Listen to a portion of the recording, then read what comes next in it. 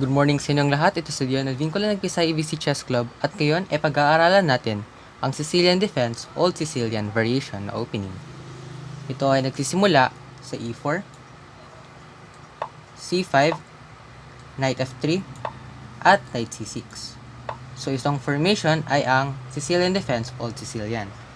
So tingnan muna natin kung ano ang main line. So ang main line dito is tagdi D4. So, nakukonverte to Sicilian Defense Open Variation. At C takes D4. Excuse me. Knight takes D4. At nagna-Knight F6. Na-atake ang pawn. Nagna-Knight C3. Dinadagdagan ng protection. Nag-E5.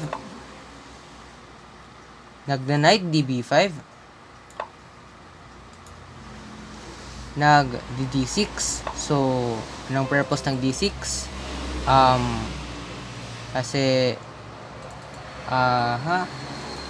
in case, let's say, mag-A6 ang black, meron kasing Knight to D6, mapo-force pag-capture ang bishop sa Knight. Tas, alam naman natin na mas malakas ang bishop kontra sa knight, especially sa open positions. So, lalabas dito, advantage for white. Kaya nag-D6 muna. So, after mag-D6, ang kadalasang ginagawa dito is nag-bishop to G5, pinipin ang knight. Nag-A6 na. Nag-Knight A3. So, itong variation pala is Sicilian Defense. Lasker Pelican variation na. At, ang ginagawa dito is nag-B5. So, itong B5, anong purpose ng B5? Ang purpose ng B5 is mamaya, mag-B4, mafo-fork ang dalawang knight. Mafo-fork ang dalawang knight. So, obligadong mag-move ang isa sa mga knights para mamaya hindi ma-fork. So, ginagawa dito, nag-Knight D5, pinipin ang knight. Dinadagdagan ng pressure ang knight sa F6. At dito nagbi-bishop to E7, nagbi-bishop takes F6, at nagbi-bishop takes F6. So, kung titingnan natin ang evaluation ng computer engine, naglalaro sa equal to slightly better for white at equal. So, kaya may konting advantage dito ang white dahil ang knight niya sa gitna is malakas. Malaki ang control ng knight sa gitna. At mamaya posibleng mag knight to B3 at mamaya knight to B1 and knight to C3. Nalagdagan lang ng suporta ang knight. Kaya medyo malakas kasi mamaya for example mag knight to E7 para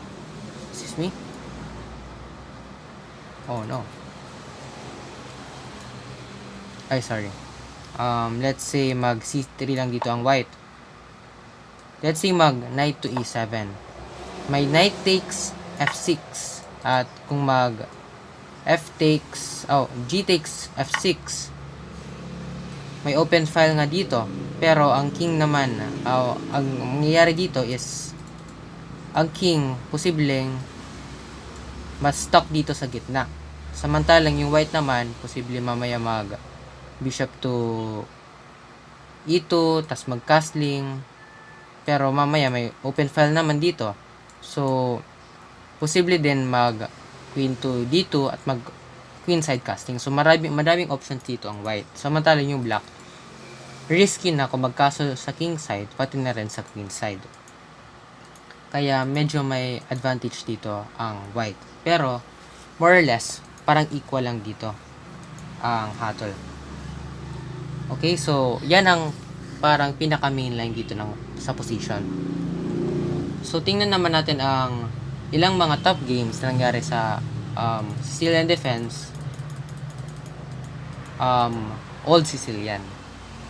So, ito naman tayo sa laban ni Fabiano Caruana versus Magnus Carlsen. So, si Fabiano Caruana ang may hawak sa white pieces, sa si Carlsen naman ang may hawak sa black pieces.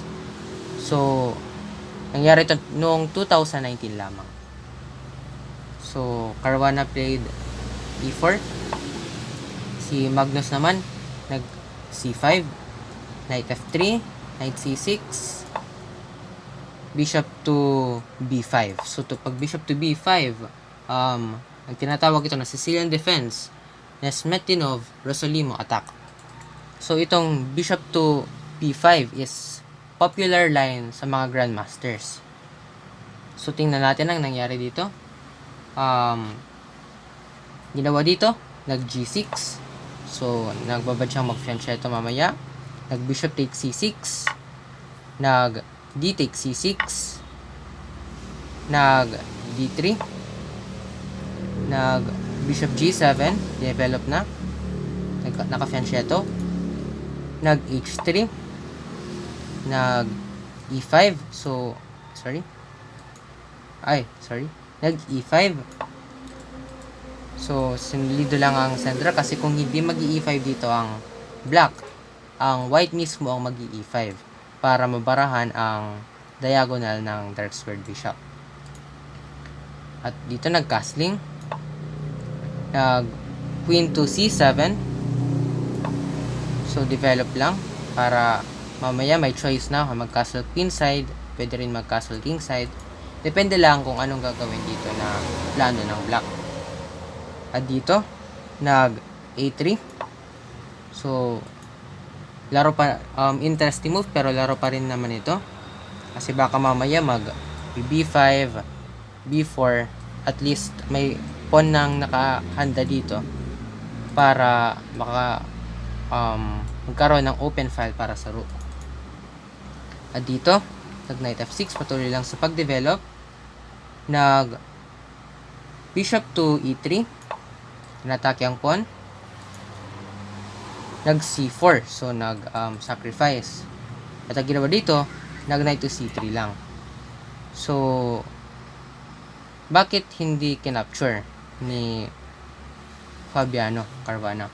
Dahil kung i-capture niya, double pawn pa rin naman. So, mamaya, baka mag bishop to e6, tas mamaya pipilahan yan ng bishop to e6, tapos of force ang queen na magbantay, tas pwede rin mag-castling na, tapos atakihin ang queen sa diagonal. So, risky na kung i-capture ng white ang libreng pawn sa c4. At dito, nag knight to c3. Nag c takes d3. Queen takes d3. Nag-castling. Rook fd1. Nag rook e8. Nag bishop to c5. So, anong purpose ng bishop to c5? Kasi, since barado dito ang dark squared bishop, ang purpose kasi kanina ng rook to e8 is yung bishop ilalagay sa f8, tapos sa diagonal na ditong diagonal i-develop yung bishop para may purpose. So, ang ginawa dito ni Fabiano Caruana is i-neutralize niya kaagad yung bishop. So, nag-bishop to f8 na nga. Bishop takes f8. King takes f8. At nag-rook to d2. So, dito maraming posibleng mangyari. So, pwedeng mag-bishop to e6. Tapos mamaya, mag-rook to d8. Pwede rin mamaya mag-rook to d1. So, isa lang yan sa mga openings na posibleng mangyari. So, ang kinalabasan pala ng larong ito is draw. So, mag-analyze pa tayo ng isa pang laro. Okay. Ito naman ay sa laban pa rin ni Fabiano Caruana versus Magnus Carlsen. So, si Fabiano Caruana is white at si Magnus Carlsen is black pa rin. So, ginawa dito, nag-e4, nag-c5, knight f3, knight c6, at nag-bishop b5 ulit. So, Sicilian defense, Nesmetnov, Rosolimo, attack. Ginawa dito, nag-knight f6. So, pag knight f6, interesting move. Pero ang ginawa dito, imbes na mag e5 na medyo interesting, ang ginawa dito is nag-knight to c3 lang. Pero yung knight to c3 naman is mainline talaga yan. Pag knight to c3, ang ginawa dito is nag-knight to d4. So, inatake ang bishop. At ang ginawa dito, nag-e5. Sorry? Nag-e5. At dito, pag knight takes b5, nag-knight takes b5. At dito, nag-knight to d5. So, ay pagka-interesting ng position dahil madami ng mga knight moves ang nangyayari. Pero, itong laro is linya pa rin naman. Kaso lang, pabor ito sa white. So, nangyari dito, knight to g5. So, interesting move. Pinoprovoke na mag f6 ang white. At ginawa dito, nag f6 nga. At dito, nag knight e4. Nag f5. At dito, imbes na iiwas ang knight, ang ginawa, nag knight bc3. So, kung kakainin ang knight, kakainin naman dito ang knight sa d5. Palayan na natin mag f takes e4, knight takes d5. So, lalabas, equal pa rin. Pero ang ginawa dito, nag knight takes c3, nag knight takes c3, at nag d6. So, sa posisyon na ito, ang hatol ng computer engine is slight advantage for white. Slight advantage lamang for white. So, medyo okay dito ang kalagayan pa rin ng black. Pero, medyo yung laro nila is medyo complicated, complex. Ang ginawa dito, nag-casting lang. Nag d takes e5, queen to e2. So, inatake ang pawn. At dito, nag e6 lang. So, pinabayaan. So, bakit hindi na lang dinefend? For example, nag queen to d6 or something. Kasi, meron kasi matatempuhan ng knight to c5. Kasi kung umalis ang queen, pagpalagay natin mag queen to f6, may fork. Kaya hindi na lang ginayos ni Carlsen na mag-i-defend ang pawn. Total double pawn naman. So, nag e6 na lang. Nag queen takes e5, queen to d6, queen to e2, at nag bishop to e7. So, dito madaming posibleng mangyari. Posibleng mag d4, at kung mag-take, merong knight to b5, the same idea. Pupalagay na lang natin mag d5, c takes d4 pala, d4, c takes d4, knight to b5, binatake ang queen. Pagpalagay natin umatras lang ang queen, knight to queen to b6, para at least may control pa sa diagonal dito, kasi mamaya may bishop to f4. So, mababawi din naman ang pawn sa d4, knight takes d4. So, dito naman, posibleng mag bishop to d7 ang black, castle queen side or king side. At ang laro dito is magiging more or less equal, or di kaya may slight advantage ang white. So, ang nangyari pala sa larong ito is nanalo ang white. Nanalo si Fabiano Caruana. Kung gusto pa niyo malaman ang parang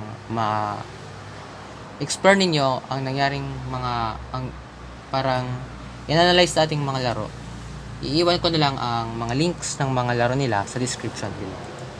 Okay, so yun lang ang tatalakayan natin tungkol sa Sicilian defense, Old Sicilian. So, E4, C5, Knight F3, at Knight C6. So, yan lang ang Old Sicilian. Tapos, more or less, ang nangyayari dito is natra-transpose to posibleng Sicilian defense, na Smerdinov, Rosolimo attack, or di kaya mag-open Sicilian. So, kadalasan lang na linalaro ang Old Sicilian. So, Sicilian mag Knight to C6. So, Sicilian defense, Old Sicilian pa rin. Pero, kadalasan lang linalaro ito. Kasi, mas sa mga beginner levels, most of the time, D4 talagang nangyayari. Tapos, sa mga grandmaster levels, ang ginagawa is nag-bishop to D5. Okay, so, yun lang. Muli tayong lingkod. Sige, ko lang, Pisay WC Chess Club. God willing, ay magkita-kita pa tayo sa susunod pang mga videos.